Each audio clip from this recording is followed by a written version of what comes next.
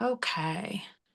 Thank you everyone for joining us this evening. We are incredibly excited to have a presentation from one of our fantastic community partners that I think is really setting a model for a lot of the things that this committee has talked about, looking for ways of creating affordable housing that is deeply affordable, that is accommodating to families, that is in the sort of type of housing that we are looking for more of in Norwalk, that finds a way to balance density with a height level that is comparable to a lot of the surrounding buildings. And so they're going to talk to us about their Berkeley Street townhouse project. And I think that what I'm really hoping to hear and would love sort of thoughts on from both of you is kind of, as you have now worked through this process, as you have, it's broken ground, you still obviously have a ways to go. What are the challenges that are particularly local challenges? What are ways that, changes to how the city operates could be of assistance? What are the ways in which, local government could leverage, your skill sets, leverage the expertise you've built, leverage organizations like yours to create more of this kind of housing? Basically, we want to gather sort of what can be learned from the work that you have done, to see if we can do more of this. As I think this committee's work will really continue to kind of grapple with, if these are the kinds of projects we want to see, if these meet the goals that this committee is really identifying.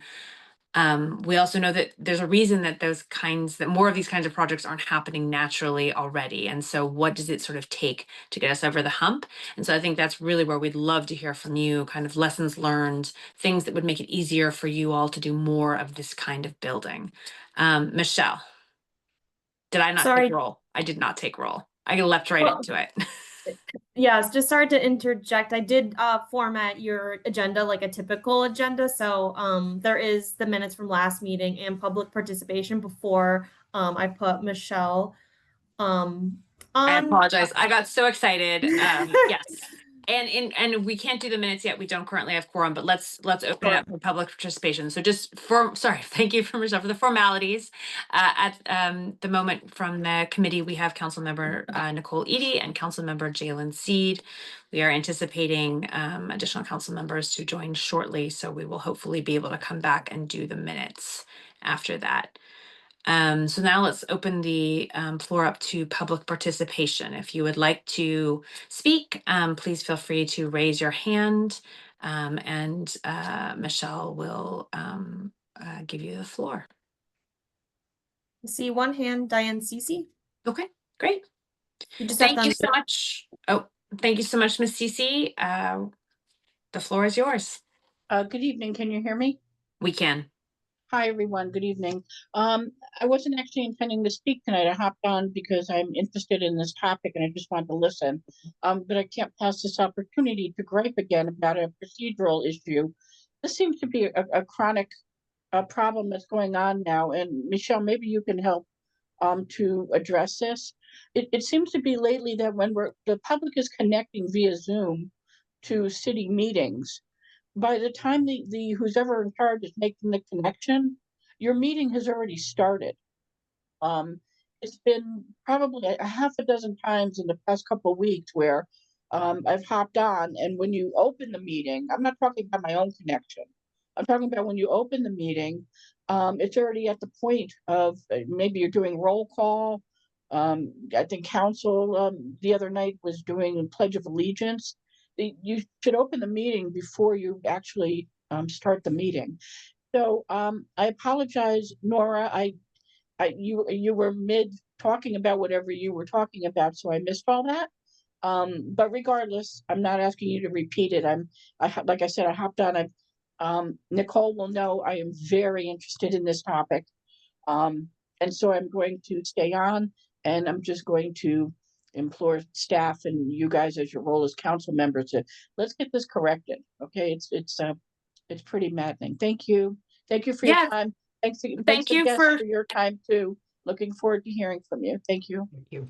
Thank you, Ms. CC, and thank you for letting us know about the issue. I don't think I was aware that we were having some kind of lag issue, so we will follow up on that because it sounds like maybe we use two different systems, I think, and so maybe one of them is connecting and then taking a minute to connect the others. Um, that's my total inaccurate IT. Don't ask me. I should not opine on things I don't know about, but we will follow up, and so I appreciate the notice. Michelle, do we have anyone else who has their hand raised and would like to participate tonight? There's nobody else logged on from the public tonight. Okay, fantastic. And just so you both know, and I'm sure you do, but Michelle and Carell, these are recorded. People do actually watch them.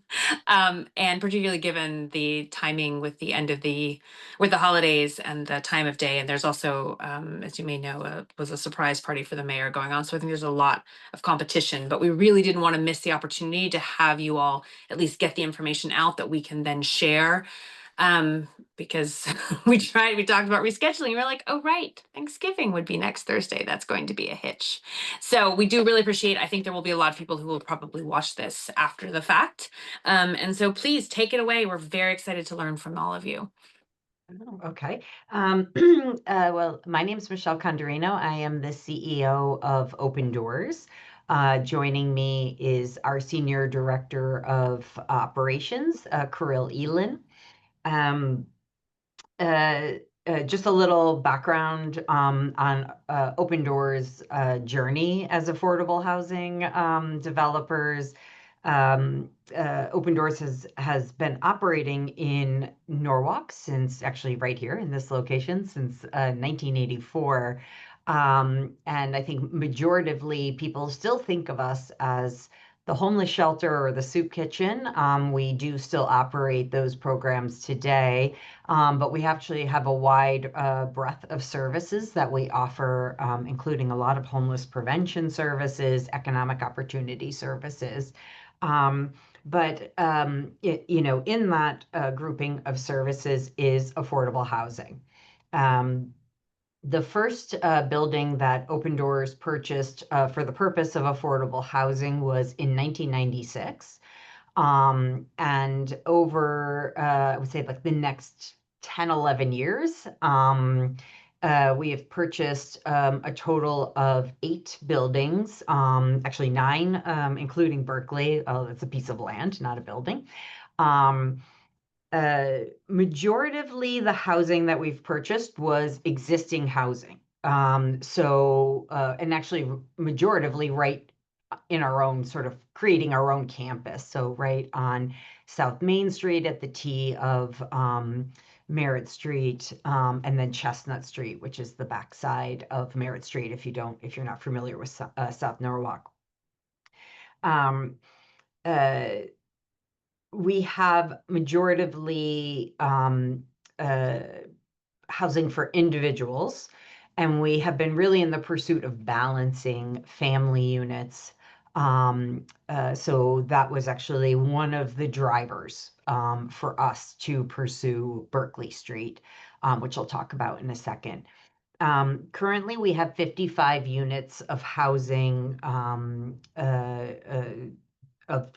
affordable and deeply affordable housing, so meeting both the 80% area median income and the 30% area median income. So we have two buckets of housing. So the last development that we did, sort of actually several pieces at once. If you've ever been to the Smilo Life Center, where we have our economic opportunity hub, Norwalk Community Health Center has a clinic. We have our community closet and our food pantry in that building as well. Many people don't know that the second floor is 16 units of affordable housing. And at the time that we purchased Smilo, or I'm sorry, developed Smilo, because we had purchased it many years before, we also purchased several other buildings on South Main Street. So 2017, 2018 was the last time we had developed. I joined the organization in 2019, and really spent that first year just trying to perfect our programming. Then the pandemic hit. And so that was a little distracting for a couple of years. But the organization and the board really wanted to move back into continuing to develop affordable housing. I think we can all agree that the cost of living in this area is so significant that the pool of people who need affordable housing, and I often like to say we should be talking more about housing affordability than affordable housing, because I think there's a lot of of people who wouldn't actually think of themselves as qualifying for affordable housing. But because again, high area median income, it's very significant. I think livable wage is considered around $74,000 for an individual here. So it's a very high level. But we really wanted to pursue housing.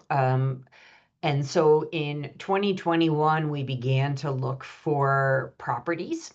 In an ideal world, we wanted, everybody wants a building, right? No one wants to build from the ground up because it's a lot of work, and, it's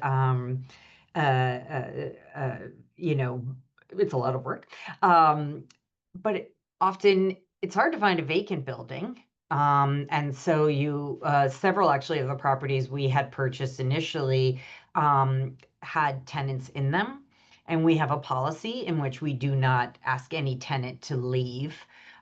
So I believe there are still tenants in buildings that we bought about 15 years ago that are still in those buildings today and paying an affordable rate in those buildings. So we were really open at that time, but the housing market was unbelievable, particularly for multifamily housing.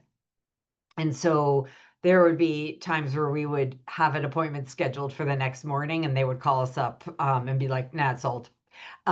So our real estate agent actually encouraged us to look at smaller buildings and opportunities, because bigger developers were not at that time looking for 5-unit, type developments, and that we might be more competitive in that market. I think when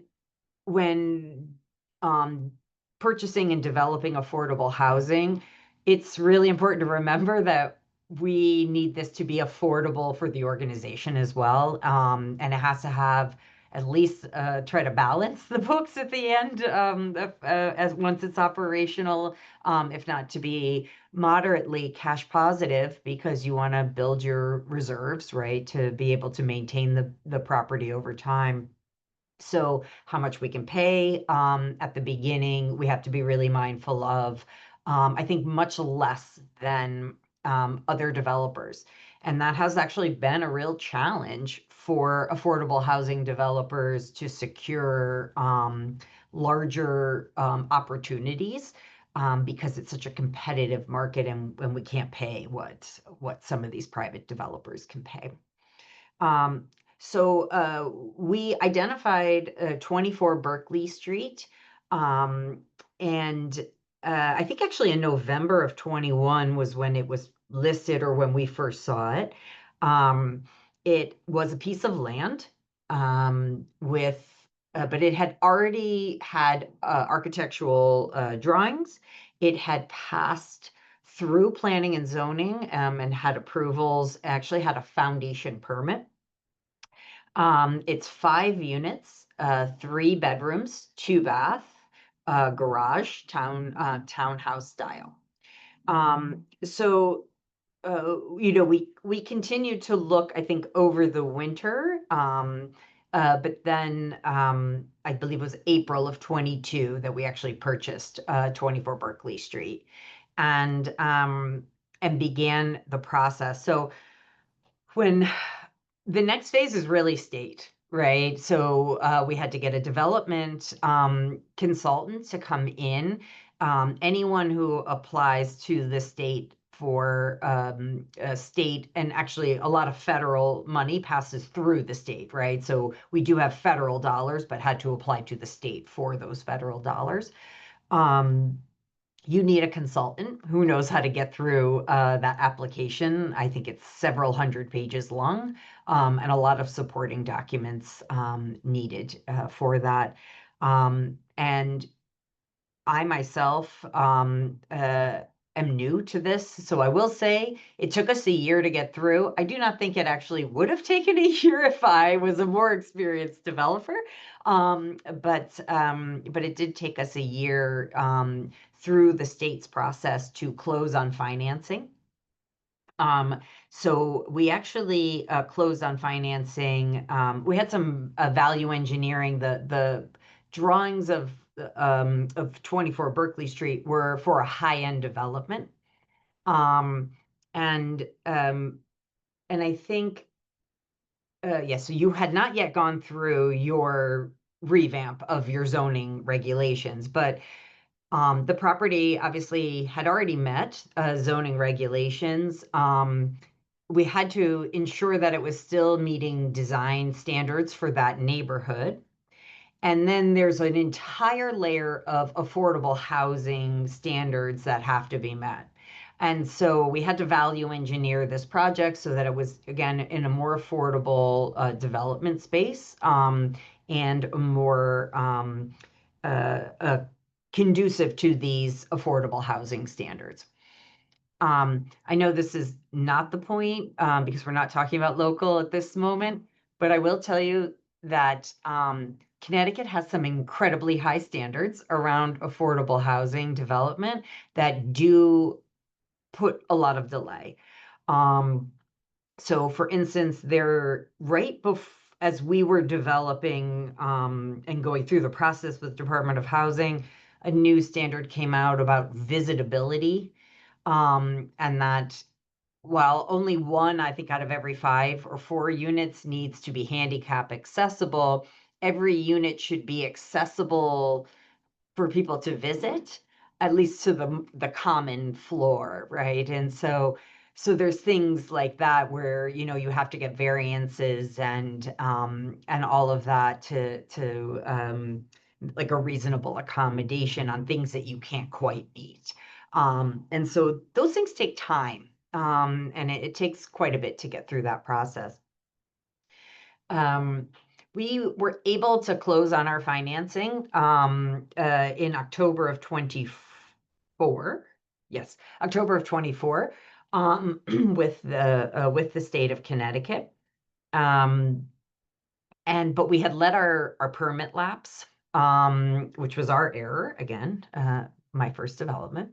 We had let our permit lapse, and so we had to go through the re-permitting process. We actually took another value engineer modification to the building and went back through permitting.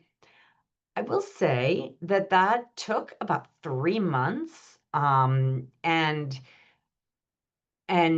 a lot of nudging. So I think if there's like an area that I would say, you know, if Norwalk wanted to look at some process, I do think that maybe the permitting process could be in just an area as it moves through the different departments that it has to, you know, go through. I think there's just, you know, a little bit of a lag there. And that I think could be one area where I would say the city could improve. But I will say that I found, you know, we weren't being asked to do anything that wasn't, you know, like appropriate, right? Didn't have nothing felt, you know, a little aggressive or too much. And people were very helpful. Right, which I really appreciate. Steve has always been, Steve Kleppen, very helpful in answering questions. Michelle, Darlene, before I hi. forget to ask the question, thank you so much, because I'll forget. Yes. So because I think the piece you just mentioned about our permitting process, I think that we can tighten that up a bit. And can you, it'd be great if you could identify where those lags were, because I think that that is just a problem that everybody feels across the board, no matter, if you're a business owner, with a retail space, like there's this disconnect. Yeah. Can you speak to some of those so that we know specifically what to look for?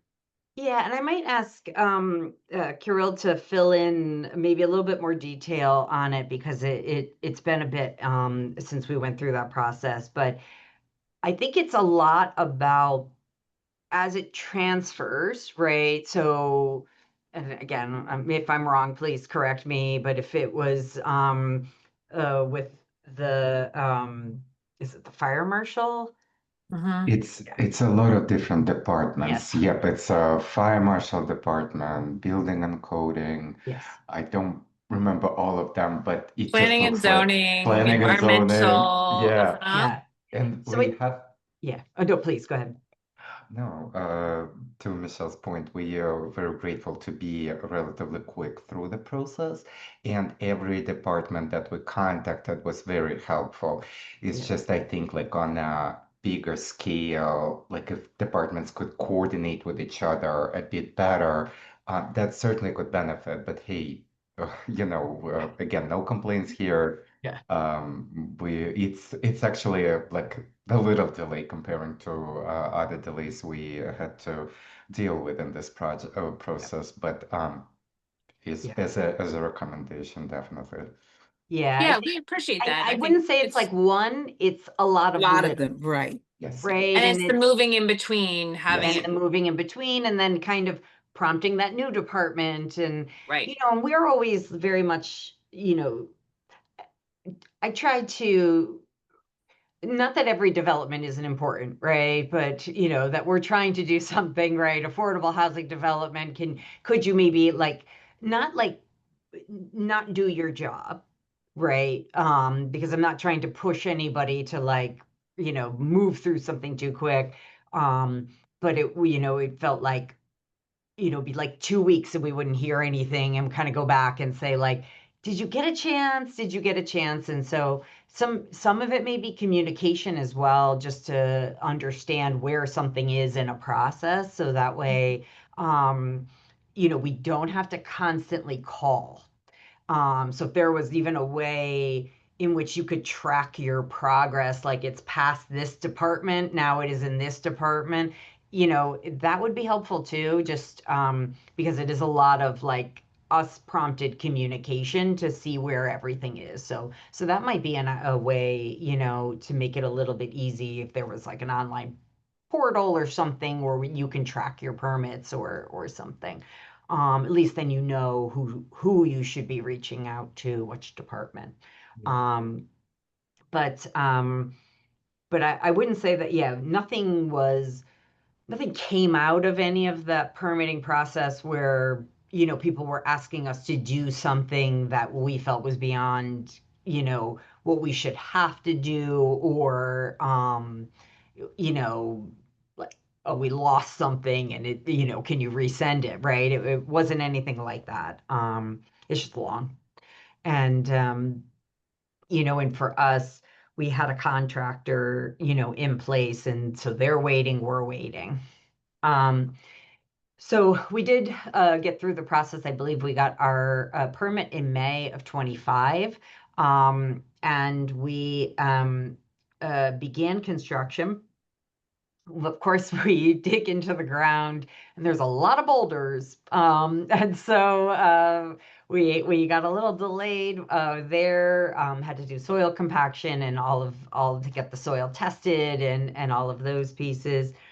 We actually had we needed access agreement with a neighbor, and that actually ended up becoming a very long negotiation. And we ended up again having to do a little bit of a modification to the building to pull it from the property line. So that way we did not need to have an access agreement with the neighbor because we really couldn't come to agreement with them. And I will again give building department. A lot of credit there. You know, we came, showed drawings of what we were going to modify. We weren't moving the footprint, right? It was really taking some window bays and things like that off. And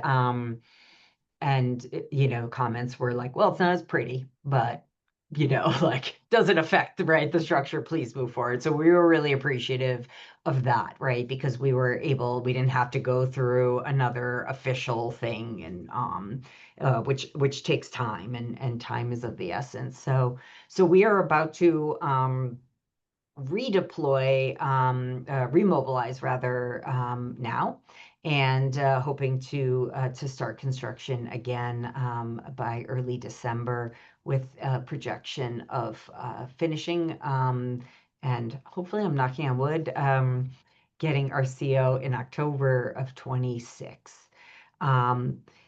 So April of 22, hopefully, we will be completed in 2026. And the average time it takes to build affordable housing is 5 years. So we are actually still, with all those things that have occurred, you know, going to be able to beat sort of the average of affordable housing development. And I think, you know, I would not say that really this rests much on local level. This is a lot about state regulations that drive this process to such length. And I think, you know, because the Connecticut's affordable housing standards, design standards, are very in depth, and there's quite a bit of them.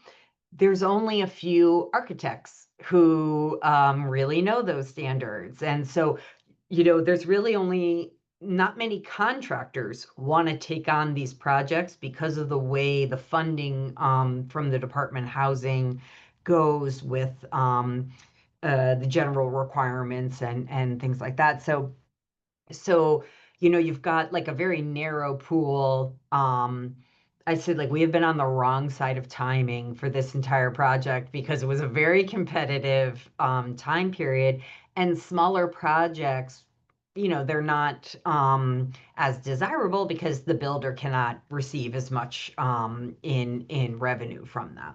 So, um, all that to say, we're actually really excited about this project.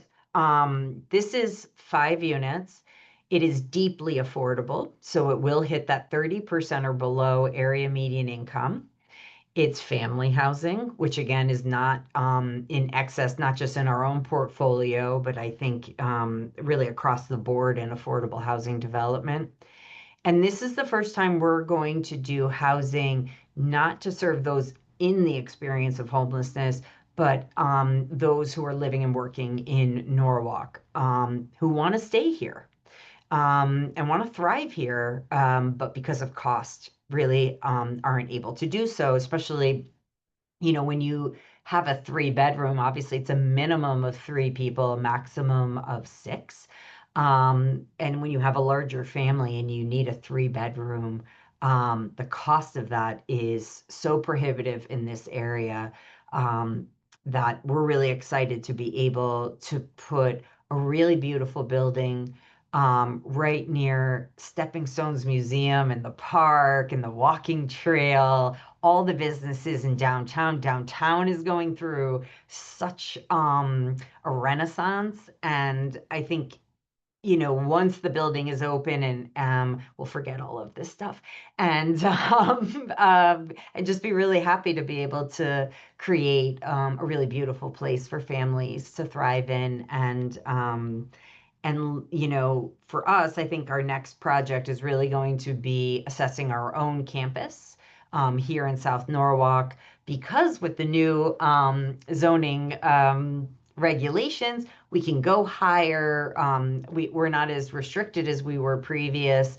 We have a lot of buildings that are older, and we'd really love to see, like, how could we rejuvenate our own neighborhood, create more housing in our own footprint, and really make our little section of South Norwalk something really beautiful, because as we see these high-end developments coming down Chestnut Street towards us, we want to make sure that our housing reflects, a positive view. We never want to be the people who haven't kept up with, right, the way the trend is going, but to serve the population that we have been committed to for 40 years here in the city. Thank you, Michelle. That's incredibly helpful as an overview, and I think incredibly helpful. I really appreciate the honesty that both of you are bringing to sort of where the challenges are, because I think that's a lot of what we need to hear, right? It is very hard to figure out how to tackle our challenges without really understanding. I mean, that is the idea that 5 years is normal. Particularly given the depth of the need. And I appreciate hearing too that, really most of the challenges are at the state level. But as you say, every month counts. And, I know that the city has begun some thinking already about sort of the permitting process. And I believe there is a system that I think we funded, but I don't know where we even are in the beginning. I mean, it's going to be complicated to implement, et cetera, et cetera. But I think this kind of feedback is very valuable. I had a couple of questions, and I'd love to hear more sort of operationally as well. But one of the things that I think we have wrestled with, is sort of balancing, and I'm kind of curious where you all have come on this balancing, again, this desire to offer what people are looking for, right? People want private space, people want, family size spaces. We certainly hear a lot of folks in the community who are interested in things that, are aligned with the height of the neighborhood, are aligned with the historical buildings of the neighborhood. And at the same time, we've had Don Poland, who's an expert in affordable housing, tax credits and other things, came and spoke to us. And he was very blunt about the fact that one of the challenges is that so many of the costs are relatively the same, whether you're doing 5 units or 100 units, and that it is challenging to figure out how to do these smaller projects because your return on investment can be so much higher with the larger projects. So I wonder if you could speak a little bit to how you all have thought about that and balancing that, and if there are ways that, again, we could figure out how to make it more reasonable to do more smaller projects, if there's, ways that you could see cost savings or opportunities to help facilitate, as you say, these kind of smaller projects, when nonetheless all the design and build and, or going through the permitting process, whether you're doing 100 units or 5, it's the same process. So I will start off by saying ignorance is bliss. I did not realize that. People had kind of said that, but I did not realize to the extent of how serious that actually is. I cannot remember off the top of my head, our per unit cost is very high. And I, that area of Norwalk, you can't put asphalt, right, on your driveway. It has to be able to absorb the water, all of that, right? When you only can spread that cost over 5 units, that's a lot harder, right, than if we had 10, 20, 100 units on that property. So there are definitely those costs that drive up a per unit cost pretty significantly, and I think is very prohibitive for a lot of people. That's why I say ignorance is bliss, because had I really understood that at the beginning, we may not have pursued that as an avenue. But at the same time, I do think it's always a balance, because one, we weren't really looking to do 100 units. We property manage ourselves. We have actually agreed that Berkeley Street will put us at our cap of what we're really capable of doing as an organization. Anything more, we will have to outsource our property management, because it's quite a bit, right, to maintain the properties, tenant relations, all of those things. I think that, when you've got a small project and it's an affordable housing project, as lenient as you can be in some of the standards and some of the rules, is appreciated. I mean, I think we made several modifications to the outside of our building to try to bring the cost down. And I think the city was really great about, supporting us through those movements, and never really gave us much pushback. Unless it really butted up against one of the design standards for that neighborhood. Um, I don't know that there's a lot of ways to save cost. Um, Utilities are, hookups are what utility hookups are. There isn't really much, I think, to do, and it is the challenge of building something smaller. Um, Carol, can you think of anything? Yeah. Well, I would say, we need more bigger hearts and just understanding of what we do, because it feels a little bit like we're very grateful for support Norwalk provides, and it definitely feels like we in partnership with the city of Norwalk. But when it comes to stigma around homelessness, right? Certain neighbors could be not in a very much desirable state to have the affordable housing next to their properties. So we definitely see some resentment there. And as Michelle pointed out, it was incredibly challenging to secure a general contractor for this project.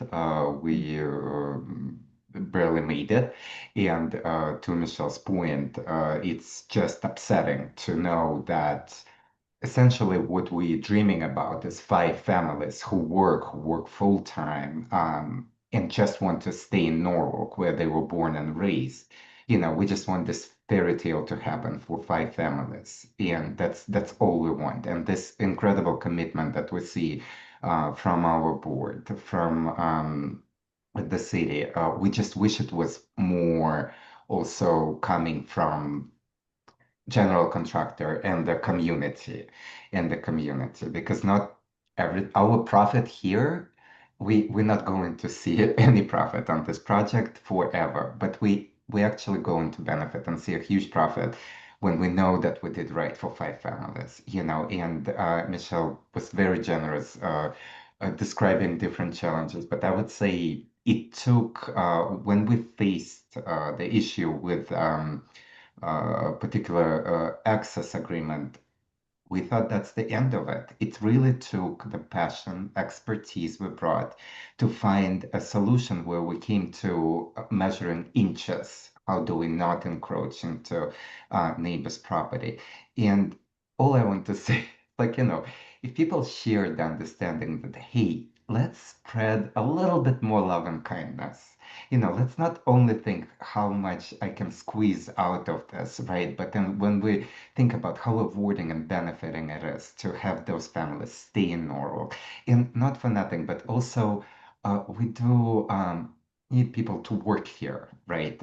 It's challenging to commute, and I don't need to explain to this group what commuting here from Milford, Bridgeport, New Haven looks like in the morning, right? So needless to say, it's affecting also the customer service. It affects so many different areas.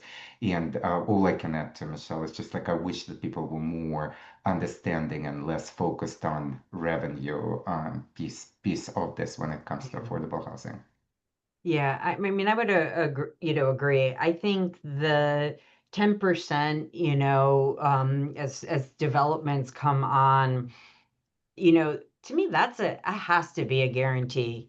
And I know we're over our 10%, and yet I'm like, that's a minimum.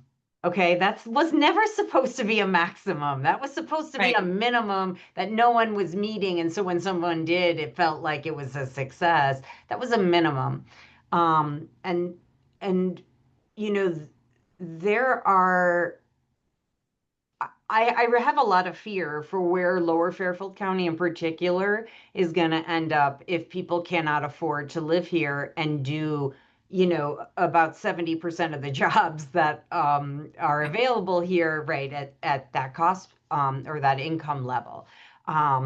Because, you know, we're probably a little bit less because we're a little higher up. I do worry about Stanford and Greenwich and those lower communities where, I mean, how long is someone going to drive, right, to get there? And we Well, and even all, for us, I mean, I think, you know, this committee has talked about the fact that one of, you know, many of the things that were in the affordable housing study, I think we were all familiar with, even if it was sort of a new piece of exact data or more precise.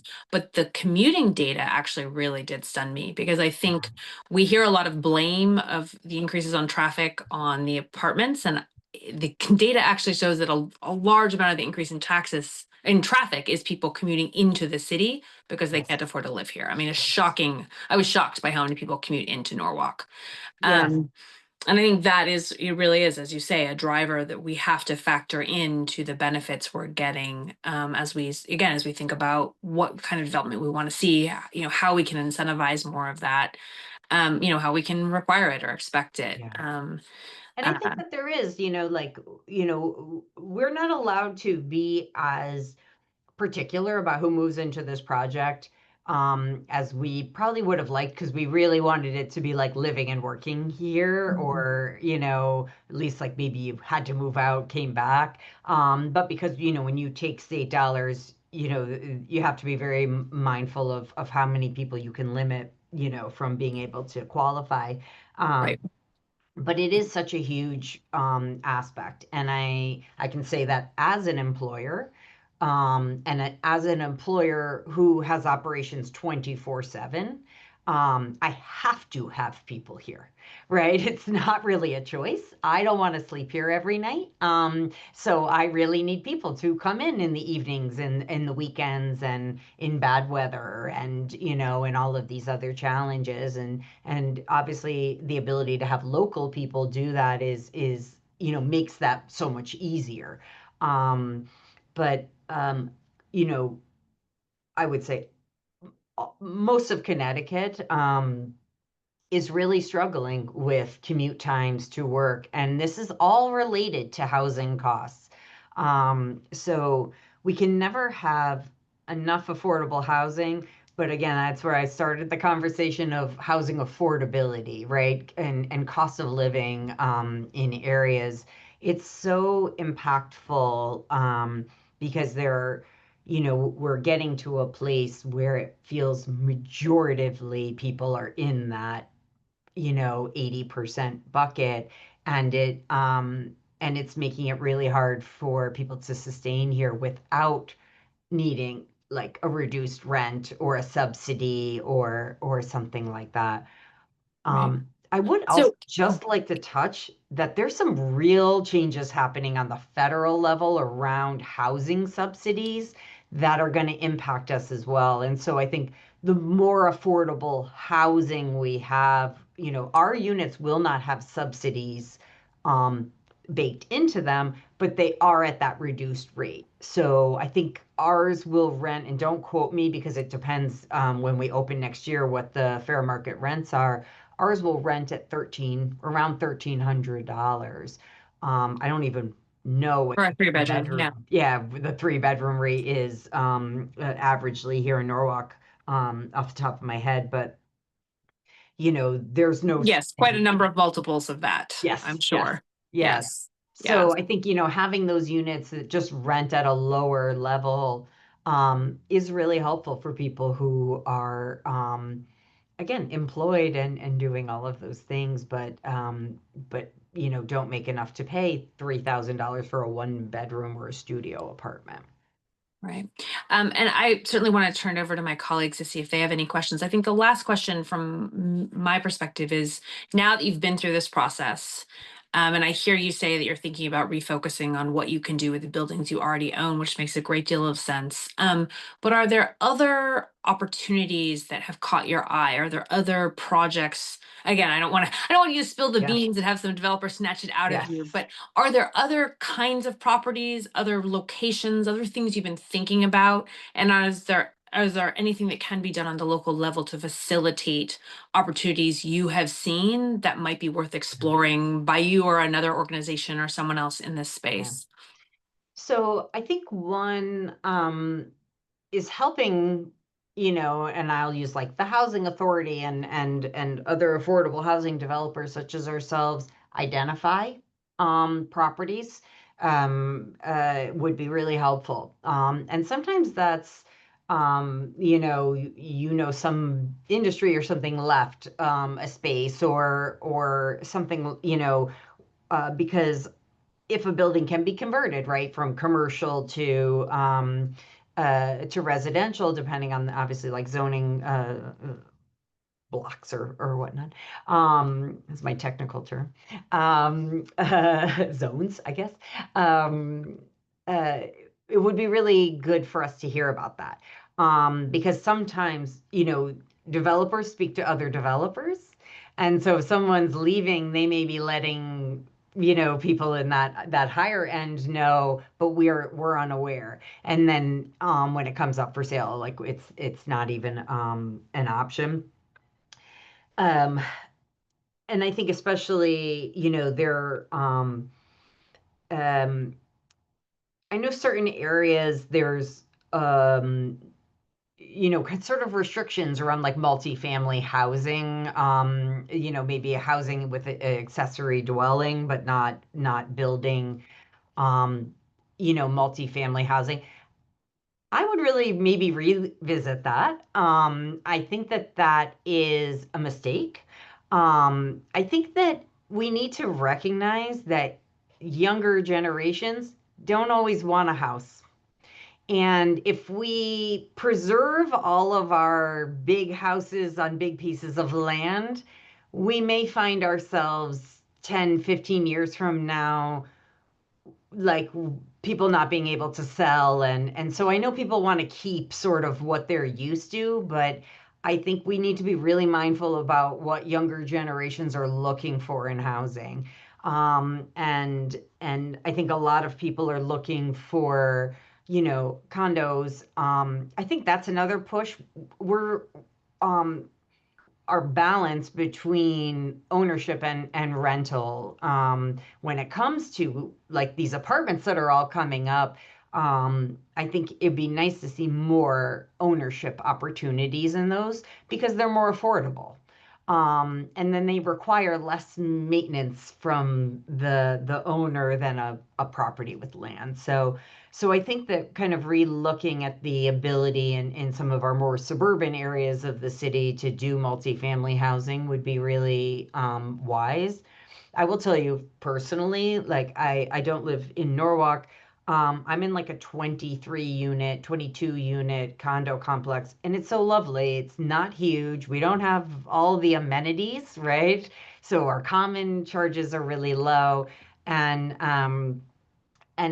it's a nice way to still feel like a sense of community, but not so massive that people are coming in and out constantly and the units are changing over. So I think that that's something really worth pursuing. The other thing is kind of re-looking at the boarding house restrictions. And I don't know if this is still the case, but it used to be like you couldn't have more than 3 people who weren't related to each other living in a unit. Otherwise, it was a boarding house. If that is still the case, that's something to look at. I think sometimes, having those opportunities to, and it, doesn't have to be like 50 people, right?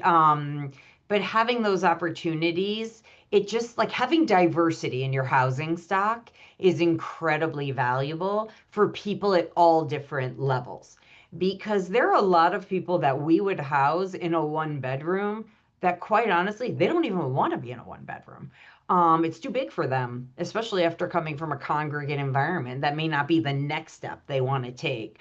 But having like single room occupancies and things like that, that availability more than we currently have, I think would be a really interesting way to create more housing units quicker. and meeting a need that I think people have and actually want, because um, I do think people like community. And I think we're really suffering right now from, not Norwalk in particular, just globally, from a sense of community. And I think those can really help. Um, and yeah, and I think being creative around housing and what is, just because we maybe remember the end of what something looked like doesn't mean that's how it started. And I think there are rooming houses are such a great example of that, where, I think Open Doors literally started when the Y closed, and people were in those single room occupancies, and we're now experiencing homelessness, and that's how we started. But you know, but rooming houses actually have a really interesting long history, and I think could be really, really something of value. And I appreciate that. Although I appreciate hearing new ideas that I don't think anyone has brought us a rooming house before. And I like that. That's a very interesting concept. Certainly as a fan of 19th and early 20th century British Yes. literature, the rooming house plays a very important role in And all it- of it. And So it does, I Yeah. think in those circumstances we still see today, and people could really, benefit from that. And that was both um, a place for people to live, but that's how a lot of people sustain themselves financially, I was right? just gonna For say, right, operating it these. was right, exactly. Yes. It was right, So- sure. It was a way to run essentially a small business. Yes. And for those folks who didn't want to, cook and clean for themselves. And Yeah. so we're running out of time, and we do really have to be on time today because there are conflicting things going on. Other committee members, do you have questions that you want to ask?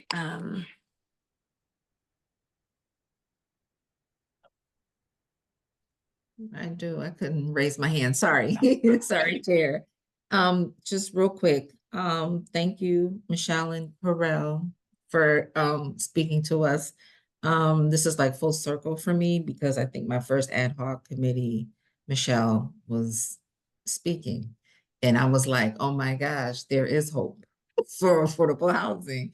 And then that's how I got in the game. So thank you. I remember that. Yes, yes. So just wanted to know your tenants. Sounds like you already have the people who you're gonna put in here. What was the criteria for them? No. When we get or closer to our Mhm. certificate of occupancy, we will post Mhm. publicly Oh, a okay. list. I will say our goal is really to post for a very short period of time, Mhm. because I'm pretty sure day one, hour one, we'll have more Yeah. applications than than we'll know what to do with. Um, Right. but it will be, criteria is really income, Mhm. and needing a 3 bedroom, based on if it's obviously children, age, gender, there's a whole Mhm. matrix, right, you have to follow. Yeah. And we would like to prioritize people working and or living in this community, and we're gonna see how that plays out if we're allowed to do that. Okay. Is credit going to be a part of the criteria? Okay. We'll do background, but we typically Mhm. our biggest registered sex offenders, we because we've always had families like on this campus and obviously Right. families there, we will not be able to accept. And like major usually it's Mhm. uh, like production of drugs, right? Right. Right. Um, Okay. but Mhm. that's it. No, we won't be using credit. And what's really great is we want to match this program with our Economic Opportunity Hub. Right. And so offer those services, right? They won't be required, but offer those services to help Right. people increase income, decrease debt. Yes. Okay. Thank you. Thank you. All right. Other questions? Before we adjourn, I'm gonna have us move our minutes, so I wanna just quickly, I wanna thank you. No, don't go, Nicole Ayers. I need you to move your minutes. That's okay. I guess as long as I got Darlene and Jalen, don't sign off yet. We got to move our minutes real quick. I really want to thank you, Michelle and Corel. Your expertise, your creativity, your commitment to the community are deeply appreciated, and I really appreciate having your thoughts. And I hope they will continue as these conversations go on. This is it's not like there's any solution coming down the pipeline. So all we have to do is keep working on it. And I think the more ideas, the more innovation, the more we get inspired, the more opportunities we hear. And I heard several things that I just, will note following up on your point about the redevelopment agency or the being notified about available properties is something I think our redevelopment agency might be able to help with. So I think that's a point we can flag and follow up with them. I do think that we can, the permitting process conversation is a very important one. I think it is ongoing, and I think gentle but legit feedback is very helpful for that. We will continue to talk at the state level, and I hear you saying that a lot of this really is at the state level, but there's already been some exploration done by Michelle and Steve trying to understand what the barriers are to condos and if there's ways that we can facilitate those. I think this question about boarding houses is a very interesting one. I think we can do some research on and find out a little bit more about where things currently stand and if there's opportunities there to innovate. And then I appreciate your honesty and perspective on the multifamily zoning. I mean, this is not an easy issue for the city, but I think to a point Corel made, we need to talk more about the ways in which this impacts all of our friends and neighbors. As you said, at this point, it is affordability for everyone. Yeah. And, I think we need to make sure that we are piercing assumptions about what it means to have, multifamily in neighborhoods, what it means to have, people who are seeking affordable opportunities. And it's an ongoing conversation. So I appreciate your voices on that. So we look forward to continuing these conversations, and really are glad to have you in this space, being both advocates and people who actually deliver. Yeah. Well, thank you very much. I will say that I don't always feel like in this particular space I'm an expert, but I will say I'm pretty good at asking the right questions. And I know there are people to poke. We are also incredibly lucky. Our housing authority and Adam Blavinsky is really phenomenal, and I lean on him quite a bit. And he's been an amazing partner to us. I think we've been an amazing partner to them, because we assumed ownership of part of Oak Grove so that they could maximize their LIHTC credits, and that's, I think, a really great model that we'll continue to pursue with him and them. So again, I think there's just a lot of ways that people can be involved in affordable housing development. That doesn't mean you have to be the owner of the property or the builder, physical builder yourself. And I think that's I think that's what I've always really appreciated about Norwalk since I've been here is people are always willing to at least have the conversation. There are very few doors that get slammed in our face. And I really appreciate that because we are all in this together, and we're building the community that we have together. And if it's the one we want, good, right? If it's not, we probably have no one to blame but ourselves. So And I think that I Yeah. appreciate that tying of housing and community together, because again, I do think this is a real theme through Yeah. all of this, right? And on all sides, right? People want to maintain the community that they have, and that often is envisioned as maintaining the community looking physically the way it currently does, and thinking about how we can increase housing while maintaining that community feel, I think is a very important part of this conversation. And I appreciate your thinking about the ways in which building types can actually help foster community, I think is an important part of this. So again, I know we're late, and I said we're done at 7. Can we just return then to the item? We have meeting minutes. I don't know if anyone has any Chair, I just corrections. want to say thank you to Michelle. I could not leave the meeting without saying thank you to you and all that you do. I live right down the street, so I see what you're talking about. I know what you're doing, and it's great work. So keep it up. I hear everything that you're saying, but I'm so thankful, and we've got to keep pushing the needle on what housing looks like. Yep. And every area of the city, right? We have to set that model and that precedent and that example. And I think we're doing that at least in our area as much as we can, but there's a whole lot more that needs to be done. So thank you for not giving up. Thank you for thinking bigger, because that's what it's going to take. Yeah. We've got to think outside of this box that we've been living in for so long. So appreciate it. Well, if you're around on Thanksgiving, I'll be here. So come by and visit. Oh my goodness, you know where we'll be.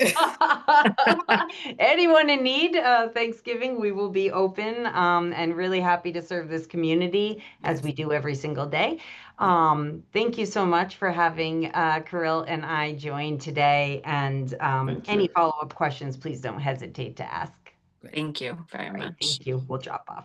All right. Thank you all. All right. So committee members, any corrections, deletions, additions to the minutes? And I did note that the project is referred to in the meeting minutes as Maple Street, but it is actually the intersection of Berkeley and Maple. So I don't think that's really a correction. It is actually equally accurate. So, all right. Seeing none, all those in favor of accepting the meeting minutes as submitted, thank you. And we do have a quorum because there are 4 of us. So 4 in favor. Those minutes are adopted. I appreciate all of you as always. And we will convene. I am not sure if we will be able to have a December meeting or not, just because, oh yes, yet again, we hit Christmas week. And so, but we will talk to the committee, and if we are able to squeeze one in, we'll get it posted. Right. So thank you all very much. Have a wonderful evening. Thank you, Michelle, for organizing this. Really appreciate it. Are we going to see each other before then? No. Happy Thanksgiving. Happy Thanksgiving. Happy Yes. Thanksgiving. Gobble day. Happy Thanksgiving. Bye-bye. Happy Bye-bye. Thanksgiving. Bye. Bye.